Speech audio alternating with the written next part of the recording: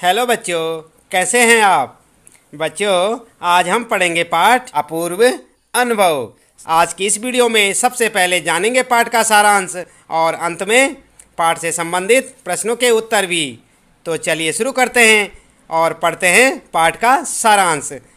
तो बच्चों, आप ध्यान दें, आप देख रहे हैं यहाँ पर अपूर्व अनुभव पाठ का सारांश।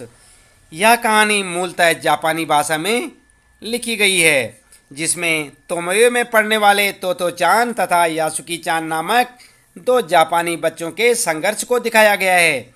यहाँ हर एक बच्चा एक एक पेड़ को अपने खुद के चढ़ने का पेड़ मानता था और वह उनकी निजी संपत्ति होती थी। तोतो चान यासुकी चान को अपने पेड़ पर चढ़ने का न्योता देती है। यासुकी चान को पोलियो हो गया था, जिस कारण वह पेड़ पर चढ़ नहीं सकता था। तोतो चान का पेड़ मैदान के बाहरी हिस्से में कोहोन बुत्सु जाने वाली सड़क के पास था। उस बड़े पेड़ पर चढ़ने पर पैर फिसलने लगते थे। ठीक से चढ़ने पर जमीन से 6 फुट की ऊंचाई पर स्थित द्विशाखा तक पहुंचा जा सकता था। वह झूले जैसी आरामदेह जगह थी। तोतो चान अक्सर खाने की छुट्टी के समय या स्कूल के बाद उस पेड़ पर चढ़ी मिलती। वहां से वह दूर आकाश को या सड़क पर आने जाने वाले लोगों को देखती। तोतो चान यासुकी चान के साथ मिलकर उसे पेड़ पर चढ़ाने की योजना बनाती है। वे अपने घर में माता पिता को भी इस बारे में कुछ नहीं बताते। तोतो चान अपनी माँ से झूठ बोलती है कि वह यासुकी चान के घर जा रही है। वह यासुकी चान को स्कूल में मिलती है और उसे लेकर अपने पेड़ के पास पहुंचती है। इस पेड़ पर वह कई बार चढ़ चुकी थी। तोतो चान चाहती थी कि अब यासुकी चान भी उस पेड़ पर चढ़े। यासुकी चान भी पेड़ पर चढ़ने के विचार से बहुत उत्साहित था। तोतो चान उसे अपने पेड़ के पास ले गई। वहां वह चौकीदार के यहाँ से एक सीढ़ी उठाकर ले आई। तोतो चान चौकीदार के छप्पर से एक सीढ़ी घसीटकर पेड़ के तने के सहारे लगा देती है। वह यासुकी चान को पेड़ पर चढ़ने की कोशिश करने के लिए कहती है। यासुकी चान बिना सहारे के एक सीढ़ी भी नहीं चढ़ पाता। वह निराश हो जाता है, परंतु तोतो चान हार नहीं मानती और फिर चौकीदार के छप्पर की ओर दौड़कर वहां से तिपाही सीढ़ी घसीट लाती है। पसीने से लथपथ तिपाही सीढ़ी को द्विशाखा से लगा देती है। तोतो चान उसको एक एक सीढ़ी पर चढ़ाकर उसे पूरा सहारा दे रही थी। यासुकी चान भी पूरी शक्ति लगाकर पेड़ पर चढ़ने की कोशिश कर रहा था। आखिरकार वह पेड़ के पास तक पहुंच ही जाता है। तभी तोतो चान को लगता है कि उनकी सारी मेहनत बेकार हो गई है। चूंकि यासुकी चान पेड़ के पास तो पहुंच गया था, किंतु पेड़ पर नहीं चढ़ पा रहा था। तोतो चान का रोने का मन होने लगा, लेकिन वह रोती नहीं है। तोतो चान यासुकी चान को पेड़ का सहारा लेकर लेटने के लिए कहती है। वह उसे पेड़ की ओर पूरी शक्ति से खींचने लगती है। यह एक खतरे से भरा काम था। यासुकी चान को तोतो चान पर पूरा विश्वास था। अतः अंत में तोतो चान यासुकी चान को अपने पेड़ पर खींचकर लाने में सफल हो ही जाती है। पसीने से लथपथ तोतो चान सम्मान से यासुकी चान का अपने पेड़ पर स्वागत करती है। वे दोनों काफ़ी देर तक पेड़ पर बैठकर इधर उधर की बातें करते रहे। यासुकी चान के लिए पेड़ पर चढ़ने का यह पहला और अंतिम अवसर था। तो बच्चों, इस प्रकार से आपने देखा पाठ का सारांश। उम्मीद है कि आपको अच्छे से समझ आया होगा। आप इसे फिर से सुनें। आइए अब देख लेते हैं पाठ से संबंधित प्रश्नों के उत्तर भी। तो बच्चों, आप ध्यान दें, पाठ में जो है आपके लिए पहला प्रश्न है, यासुकी चान को अपने पेड़ पर चढ़ाने के लिए तोतो चान ने अथक प्रयास क्यों किया? लिखिए। तो आपका उत्तर होगा, यासुकी चान को पोलियो था, इसलिए वह न तो किसी पेड़ पर चढ़ पाता था और न किसी पेड़ को निजी संपत्ति मानता था। जबकि जापान के शहर तोमोयो में हर एक बच्चे का एक निजी पेड़ था और पेड़ पर चढ़ना उन सभी का प्रिय शौक था। तोतो चान जानती थी कि यासुकी चान भी अन्य बच्चों की तरह पेड़ पर चढ़ना चाहता था। अतः उसकी इसी इच्छा को पूरा करने के लिए तोतो चान ने यासुकी चान को पेड़ पर चढ़ाने के लिए अथक प्रयास किया। इस प्रकार से आप इसका उत्तर लिख सकते हैं। इसके बाद आइए जान लेते हैं यहाँ पर दूसरा प्रश्न और उसका उत्तर। दृढ़ निश्चय और अथक परिश्रम से सफलता पाने के बाद तोतो चान और यासुकी चान को अपूर्व अनुभव मिला। इन दोनों के अपूर्व अनुभव कुछ अलग अलग थे, दोनों में क्या अंतर रहे, लिखिए। तो उत्तर होगा आपका तोतो चान का अनुभव। तोतो चान स्वयं तो रोज ही अपने निजी पेड़ पर चढ़ती थी और खुश होती थी, परंतु आज पोलियो से ग्रस्त अपने मित्र यासुकी चान को पेड़ की द्विशाखा तक पहुंचाने से उसे प्रसन्नता के साथ साथ अपूर्व आत्मसंतुष्टि भी प्राप्त हुई। यासुकी चान का अनुभव क्या था? आप लिखेंगे यासुकी चान का अनुभव। यासुकी चान को पेड़ पर चढ़कर अत्यधिक प्रसन्नता हुई। उसके मन की ऐसी इच्छा पूरी हुई जो उसके लिए असंभव थी। उसने पेड़ पर चढ़कर पहली बार दुनिया को निहारा। इसके बाद बच्चों आपके लिए तीसरा प्रश्न है, पाठ में खोज कर देखिए। कब सूरज का ताप यासुकी चान और तोतो चान पर पड़ रहा था, वे दोनों पसीने से तरबतर हो रहे थे।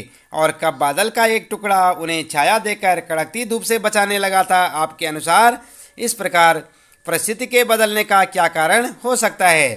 तो आपका उत्तर होगा सूरज का ताप उन पर तब पड़ रहा था जब तोतो चान और यासुकी चान एक तिपाही सीढ़ी के द्वारा पेड़ की द्विशाखा तक पहुंचने का प्रयास कर रहे थे, और बादल का टुकड़ा बीच बीच में छाया करके उस समय उन्हें कड़कती धूप से बचा रहा था जब तोतो चान अपनी पूरी ताकत से यासुकी चान को पेड़ पर ऊपर की ओर खींच रही थी।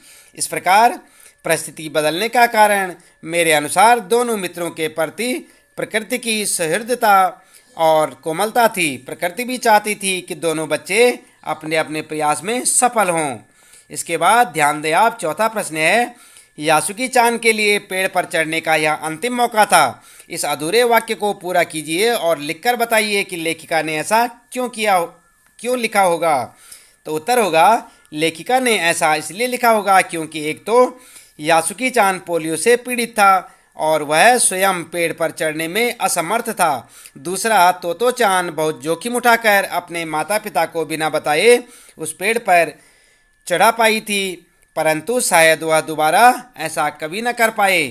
इसके बाद पांचवा प्रश्न आपके लिए, तोतो चान ने अपनी योजना को बड़ों से इसलिए छिपा लिया कि उसमें जोखिम था। यासुकी चान के गिर जाने की संभावना थी, फिर भी उसके मन में यासुकी चान को पेड़ पर चढ़ाने की दृढ़ इच्छा थी। ऐसी दृढ़ इच्छाएं बुद्धि और कठोर परिश्रम से अवश्य पूरी हो जाती हैं। आप किस तरह की सफलता के लिए तीव्र इच्छा और बुद्धि प्रयोग कर कठोर परिश्रम करना चाहते हैं? तो आपका उत्तर होगा हम कुछ ऐसे कार्यों के लिए कठिन परिश्रम और बुद्धि का प्रयोग करेंगे जिसमें हम किसी के चेहरे पर मुस्कुराहट ला सकें अथवा किसी के लिए असंभव कार्य को संभव कर सकें। इसके बाद बच्चों ध्यान दें, छठा प्रश्न है, अपनी माँ से झूठ बोलते समय तोतो चान की नज़रें नीचे क्यों थी? तो उत्तर होगा कहीं उसका झूठ पकड़ा न जाए, इसलिए अपनी माँ से झूठ बोलते समय तोतो चान की नज़रें नीचे थी। इसके बाद सातवां प्रश्न है, यासुकी चान जैसे शारीरिक चुनौतियों से गुजरने वाले व्यक्तियों के लिए चढ़ने उतरने की सुविधाएं हर जगह नहीं होती, लेकिन कुछ जगहों पर ऐसी सुविधाएं दिखाई देती हैं। उन सुविधा वाली जगहों की सूची बनाइए।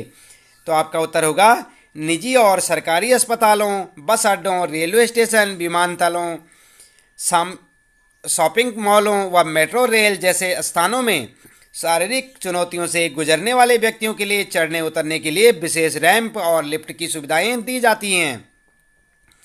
इसके बाद आप ध्यान दें, यहाँ पर भाषा की बात आइए करते हैं। आठवां प्रश्न है, द्विशाखा शब्द द्वि और शाखा के योग से बना है। द्वि का अर्थ है दो और शाखा का अर्थ डाल। द्विशाखा पेड़ के तने का वह भाग है जहाँ से दो मोटी मोटी डालियाँ एक साथ निकलती हैं। द्वि की भांति आप त्रि से बनने वाले शब्द त्रिकोण जानते होंगे। त्रि का अर्थ है तीन। इस प्रकार 4, 5, 6, 7, 8, 9 और 10 संख्यावाची संस्कृत शब्द उपयोग में अक्सर आते हैं। इन संख्यावाची शब्दों की जानकारी प्राप्त कीजिए और देखिए कि क्या इन शब्दों की ध्वनियाँ अंग्रेजी संख्या के नामों से कुछ मिलती जुलती हैं, जैसे हिंदी 8, संस्कृत अष्ट, अंग्रेजी 8। तो यहाँ पर उत्तर है आपके लिए हिंदी, संस्कृत और अंग्रेजी में जैसे एक, संस्कृत में बोलते हैं एकम और अंग्रेजी में 1, 2 द्वे 2, 3 त्रीणि 3, 4 चत्वारि 4, 5 पंच 5 और 6 षट 6, 7 सप्त 7, 8 अष्ट 8 और 9 नवन 9 और 10 10 10। तो इस प्रकार से आपने देखा अंग्रेजी, संस्कृत और हिंदी में संख्यावाची शब्दों का किस प्रकार से प्रयोग किया जाता है और उनमें क्या क्या समानताएं हैं। इसके बाद आइए देख लेते हैं यहाँ पर 9वां प्रश्न। पाठ में ठिठियाकर हंसने लगी, पीछे से धकियाने लगी जैसे वाक्य आए हैं। ठिठियाकर हंसने के मतलब का आप अवश्य अनुमान लगा सकते हैं। ठी ठी ठी हंसना या ठठा मारकर हंसना बोलचाल में प्रयोग होता है। इनमें हंसने की ध्वनि के एक खास अंदाज को हंसी का विशेषण बना दिया गया है। साथ ही ठिठियाना और धकियाना शब्द में आना प्रत्यय का प्रयोग हुआ है। इस प्रत्यय से फिल्माना शब्द भी बन जाता है। आना प्रत्यय से बनने वाले 4 सार्थक शब्द लिखिए। तो आप क्या लिखेंगे? आपका उत्तर हो सकता है शर्माना, रोजाना, दिखाना, घबराना। इस प्रकार से आप लिख सकते हैं। अन्य शब्द भी आप बना सकते हैं। तो बच्चों, इसी प्रश्न के साथ इस पाठ से संबंधित प्रश्नों के उत्तर यहाँ पर समाप्त होते हैं। आप इन्हें अपनी नोटबुक में लिखें और अच्छे से याद भी करें। आज के लिए इतना काफ़ी है। अन्य पाठों को देखने के लिए चैनल को सब्सक्राइब करें, बेल आइकन भी दबा दें ताकि आपको प्रत्येक आने वाली पाठों की वीडियो की नोटिफिकेशन भी मिलती रहे। आज के लिए इतना काफ़ी है। आपका दिन शुभ हो।